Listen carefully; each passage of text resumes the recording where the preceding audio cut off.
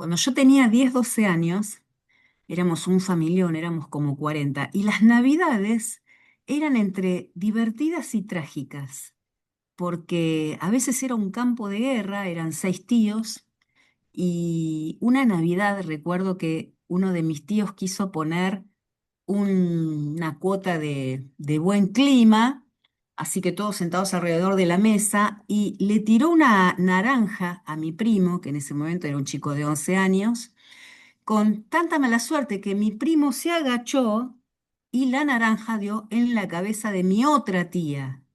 Se armó un descontrol, era todos contra todos, showmatch, un poroto al lado de esto. Entonces, esa Navidad no me la olvido porque, claro, éramos entre 40 y 45 y era todos opinando de lo que había pasado, mi tía desmayada en el piso, mi primo que decía yo no hice nada, mis otros tíos que le decían a mi tío, ¿cómo le tiraste una naranja y le dio en la cabeza a Elena? Bueno, un show así, ¿no? Las Navidades a veces nos tensionan, nos condicionan. Y a veces en torno a eso, o a experiencias vividas, o a temor de cómo será esta Navidad, perdemos el enfoque de lo que es la Navidad. ¿Y qué hablar un miércoles previo a la Navidad, no? Era todo un desafío cuando hoy me pidieron desde el equipo pastoral compartir. Me dijeron que sea acotada, intentaremos. eh, pero ¿qué hablar previo a la Navidad? Y un pasaje que a mí me ha choqueado más de una vez y para mí es de los pasajes más bellos, aquellos que son adoradores del Señor, que tenemos el sentido de la adoración tan a flor de piel, entenderán la pasión que uno siente cuando lee el capítulo 2 de Filipenses. Para mí personalmente, de los capítulos más hermosos de todas las Sagradas Escrituras. Así que no vamos a hacer un exégesis, daría como para 4, 6, 8 meses, pero sí vamos a ver en el capítulo 2 de Filipenses, si tenés tu Biblia, agarrala, tenela ahí a mano, compartamos juntos, que hay 4 llamados inherentes a lo que va a pasar el próximo fin de semana y semana, la Navidad. Pero ¿cómo? ¿No está el pesebre ahí? Bueno, vas a ver que es inherente a la Navidad. Y estos 4 llamados son para vos, para mí, para nosotros individualmente, en lo que va a pasar en esta etapa de Navidad, en estos días de diciembre tan festivos, y son dije, para vos, para mí, y para nosotros como comunidad, como parte de Cristo, como parte del cuerpo de Cristo. Así que vamos a ver cuáles son estos llamados. Si me permitís, te voy a compartir pantalla. Ahí tenemos. Voy a pedir que a medida que vayamos pasando las slides, alguien con voz fuerte y potente pudiera leer eh, el contenido de los versículos en estos 4 llamados que contiene Filipenses capítulo 2. Y el primer llamado que encontramos es el llamado a la comunión. Me encantaron estas fotos porque, fíjate, acá hay un mix de cosas. Es comunión entre 2 mujeres, comunión entre 3 jóvenes, comuniones entre 2 varones y comunión en lo que podría significar familia, que son 2 personas, novios, futuros esposos o esposos, ¿no? Pero la comunión en un sentido absolutamente integral. Y acá hay un llamado a la comunión en los versículos 1 y 2. En esta vez los leo yo, las próximas placas te dejo a vos. Pero fíjate lo que dice. Por tanto, si sienten algún estímulo en su unión con Cristo, algún consuelo en su amor, algún compañerismo en el espíritu, algún afecto entrañable, llénenme de alegría, dice el apóstol Pablo, teniendo un mismo parecer, un mismo amor, unidos en el alma y pensamiento. Y pensaba en este primer llamado que el apóstol como que es sutil, ¿no? porque dice, ¿se sienten algún estímulo en su unión con Cristo? Y si no sentimos algún estímulo en nuestra unión con Cristo es porque no nos encontramos con Cristo todavía. Dice también, si sienten algún consuelo en su amor, idem. No hay manera de encontrar consuelo que no sea en el amor de Cristo Jesús cuando entendemos lo que Él hizo en la cruz por mí. Sigue. Algún compañerismo en el espíritu. Y es lo que debería pasar, ¿no? Un compañerismo. Por más que yo sea diferente al otro, hay algo más fuerte, eternamente fuerte, que nos une. Y digo eternamente fuerte porque si hay algo que te hace completamente diferente o te llega a pensar en que sos totalmente opuesto y tenés que estar separado del otro, la noticia que tenemos es que a ese otro que está en Cristo, tanto como uno, como vos, como yo, lo vamos a tener de compañero eterno, ¿no? Entonces Pablo es sutil, dice algún compañerismo en el espíritu, algún afecto entrañable. Versículo 2: llénenme de alegría teniendo un mismo parecer, un mismo amor, unidos en alma y pensamiento. Bueno, no hace falta aclarar mucho de esta última frase, ¿no? Pablo dice, teniendo un mismo parecer, un mismo amor, unidos en alma y pensamiento. No dice teniendo los mismos gustos, no dice teniendo el mismo carácter, no habla de las coyunturas que pudiéramos tener quizá en algún pensamiento sobre cultura, sobre política. Acá habla de algo más inherente a la unión en Cristo, que es un mismo parecer en Cristo, un mismo amor en Cristo, unidos en alma y pensamiento. Dice Pablo, llénenme de alegría teniendo esto, porque recuerden que Pablo estaba siendo el pastor de la iglesia en Filipos, y la alegría de Pablo era esta. Así que en este primer llamado es para todos nosotros. Y pensaba en que el fin de semana vamos a estar muchos de nosotros juntos en dos lados diferentes, ¿no? En Olivos, el domingo en San Fernando, posiblemente en San Fernando haya un grupo de 60 personas ahí merodeando. Bueno, es la oportunidad para practicar este primer llamado que nos hace el Señor y usa de vocero micrófono a Pablo, ¿no? Porque es el Señor. Nunca olvidemos que cuando abrimos el texto bíblico es Dios hablando a mi vida. No hay debate, lo dice Él, no lo digo yo. No maten al mensajero, ¿eh? Acá hay algo, alguien que fue el inspirador, el exhalador de esta palabra. Es Cristo mismo diciéndonos a nosotros, quienes formamos parte de su cuerpo, que en Filipenses 2 está la expresión de un llamado a la comunión. Hay un llamado más. El segundo llamado es el llamado a una renuncia personal. Porque según lo que nos enseña el texto, no puede haber comunión si no hay renuncia al disfrutar de esa comunión. El espejo es Cristo, después lo vamos a ver en los versículos restantes, pero este llamado a la renuncia personal es por ende o como consecuencia del llamado a la comunión. Ahora sí, alguien que lea bien fuerte y bien expresivo este párrafo de los versículos 3 y 4. No hagan nada por egoísmo o vanidad, más bien con humildad consideren a los demás como superiores a ustedes mismos. Cada uno debe velar no solo por sus propios intereses, sino también por los intereses de los demás. Bueno, la NBI, qué traducción clarísima, ¿no? Si decimos que tenemos comunión con Dios, tenemos que tener comunión con otros, con nuestra comunidad de fe, con nuestros hermanos. Y si tenemos comunión con los hermanos, el texto desprende el, proyec- el proyecto, el traccionar de la comunión. Y cero egoísmo o vanidad. Cero. No hagan nada por egoísmo. Más bien, con humildad. Y después el espejo de la humildad va a ser Cristo en los versículos siguientes. Y vamos a ver qué humildad. No cualquier humildad de, uy, yo pobrecito, soy un poco mejor, soy un poco peor, yo soy un pobrecito. No, yo no sirvo para nada. No, no. Parece ser que esa no es la humildad. Cuando es la humildad de Cristo se manifiesta de otra manera, ¿no?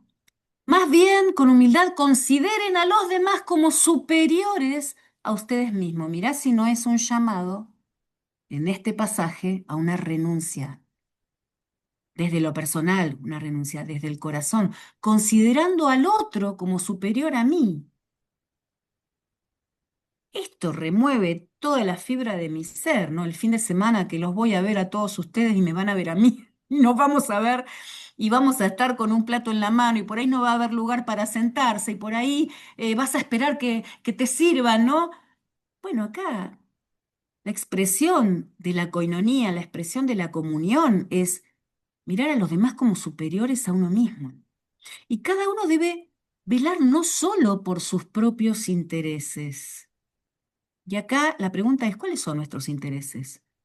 Por ahí no son de tipo material, de tipo visibles, por ahí son intereses de lo que hay en nuestro corazón. Bueno, mirá, acá Cristo mismo a través de Pablo te dice que cada uno debe velar por los intereses del otro. Así funciona, si no, no funciona. No lo digo yo, no maten al vocero. Discutí con el Señor si quisieras, pero habla que tenés que velar por los intereses de los demás. Este es el llamado segundo del pasaje. Hay un tercer llamado, que es el llamado a la gratitud. Y ahí vamos hacia el espejo para la comunión, para la negación a uno mismo, para considerar al otro más que a uno mismo, para que el fin de semana podamos dar eh, forma en la acción y en la semana también, considerando al otro cómo está, dónde está, qué le pasa, ¿no? El llamado a la gratitud, porque mirá lo que hizo Cristo. ¿Alguien que lea?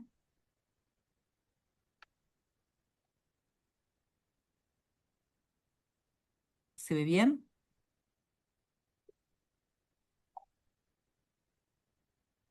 La actitud de ustedes, dice el apóstol Pablo, debe ser como la de Cristo Jesús, el espejo, ¿no? ¿En dónde yo puedo ver cómo es la comunión y cómo es la renuncia a mí mismo? Ah, mira, ahora está en estas líneas. Quien siendo por naturaleza Dios, no consideró el ser igual a Dios como algo a qué aferrarse. Por el contrario, se rebajó voluntariamente, tomando la naturaleza de siervo y haciéndose semejante a los seres humanos. Y al manifestarse como hombre, se humilló a sí mismo y se hizo obediente hasta la muerte y muerte de cruz. Mira qué espejo, ¿no? Y nos pide que esto pase en nosotros. ¿Y por qué un llamado a la gratitud? Y mira, yo pensaba, hablaba con alguien esta semana, ¿no? Y le decía, nos conmueve esto de que Él estaba en su gloria y esplendor en el cosmos, sentado en el trono, al lado del Padre, poniéndole nombre a las estrellas, mirando el universo, Él con su palabra solamente crea, no sé si habrá más universos, no lo sabemos, pero todo lo que es creado, todo lo que es materia, Él lo creó y lo sigue creando. Aún lo que no es creado, no es creado porque Él decidió que no fuera creado. Ese estaba bárbaro en su gloria.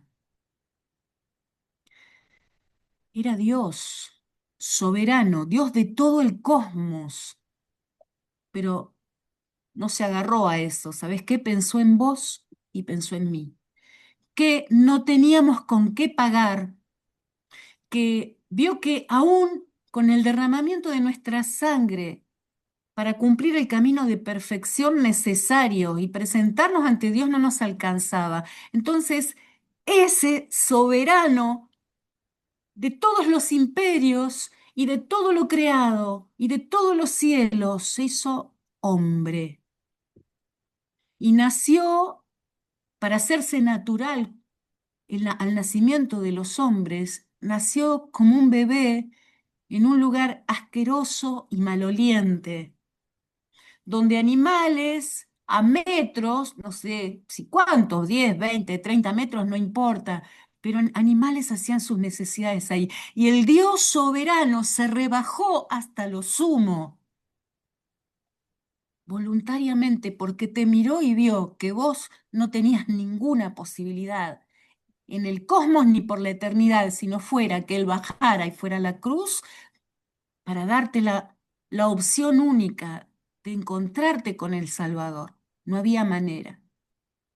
Mirá qué espejo, ¿no? Y hermanos, si esto no nos mueve en esta Navidad, a ser agradecidos con el que hizo eso, ¿qué nos va a mover? Si no nos mueve esta gratitud a este que bajó, se hizo hombre, se habrá martillado un dedo en el taller de su padre, ¿por qué sujetarse al dolor? Si él en su plenitud y su gloria no tenía dolor, no estaba sujeto al dolor, pero vino a esta tierra a sujetarse al dolor, al desprecio, a la traición de los que decían ser sus amigos, a la envidia y celo de los fariseos, de los saduceos, a la negación de quien decía yo por vos doy la vida, ¿no? A la ingratitud de tantos que sanó y no volvieron a agradecer, a todo eso se sujetó.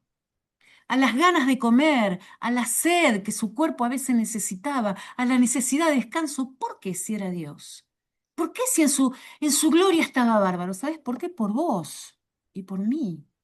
Entonces, si la Navidad significa solo un arbolito y comer algunas cosas ricas, voy a usar un término fuerte, pero lo uso para mí, hermanos, sepan disculpar si alguno lo ofende. Qué miserable que soy, ¿no? Qué miserable soy. Yo pienso que la Navidad es otra cosa, que no es estar derramado en gratitud delante de Él. Y acá viene el cuarto llamado, porque tanta gratitud no puede sino a llamarme a la adoración. Mirá lo que dice el texto. ¿Alguien Por lo quiere eso, leer? por eso Dios lo sacó hasta lo sumo y le otorgó el nombre que está por sobre todo nombre, para que ante el nombre de Jesús se doble toda rodilla en el cielo y en la tierra y debajo de la tierra, y toda lengua confiese que Jesucristo es el Señor, para gloria de Dios Padre. Me fascina esto porque el que entendió el Evangelio y la razón de lo que es la Navidad no puede quedar sin caer delante de Dios y adorarle.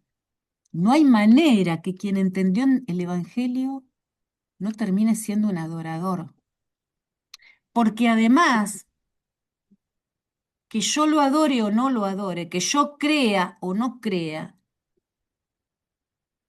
no se escapa a la verdad. ¿Y cuál es la verdad? Que Dios le exaltó hasta lo sumo y le otorgó el nombre que está sobre todo nombre. Esa es la verdad. El punto es que a mí me caiga la ficha de esa verdad. Para que ante el nombre de Jesús se doble toda rodilla en el cielo, las potestades de ángeles y arcángeles y seres celestiales, y en la tierra, la humanidad, la creación, y debajo de la tierra. Los escritores dicen que esto es algo simbólico que quiso decir Pablo, ¿no? Referente a lo oscuro, a demonios, a espíritus de las tinieblas. La cuestión es que yo le adore o no le adore, no cambia esta realidad. El punto es que el que se pierde soy yo, ¿no? El que no entendió se la pierde y se hace daño, ¿no? Entonces, el llamado a la adoración no es a cantar canciones de adoración únicamente, que a veces lo reducimos, hacemos un reduccionismo económico, de que el domingo somos adoradores. No, no, el llamado a la adoración es entender esto de lunes a lunes 24/7. Mirá, debajo de él está todo, se dobla toda rodilla, él manda, él es Señor en todo el sentido amplio y absoluto de la palabra. Todo se va a rendir ante él. Hay un ya y un todavía no, dice la teología. Es cuando ya todo está concreto y decretado, pero todavía falta un tiempo para que se termine de concretar, ¿no? Pero, hermanos, a veces nos falta darnos cuenta delante de quién estamos. creo que no entendemos delante de quién estamos cuando como comunidad de fe nos juntamos a adorar a Dios los domingos, o como el domingo nos vamos a unir para adorar a aquel que ya no está en un pesebre y que está sentado a la diestra del Padre, pero con nosotros celebrando esta Navidad, donde pasa todo esto, ¿no? Donde Él nos pide que seamos personas en comunión por Cristo y en Cristo, donde Él nos demanda que nos neguemos a nosotros mismos y que el otro sea más importante, y donde Él se pone de ejemplo para eso y se muestra y nos llama las Escrituras a ser agradecidos para el broche de oro, para vivir mi vida adorando. Eh,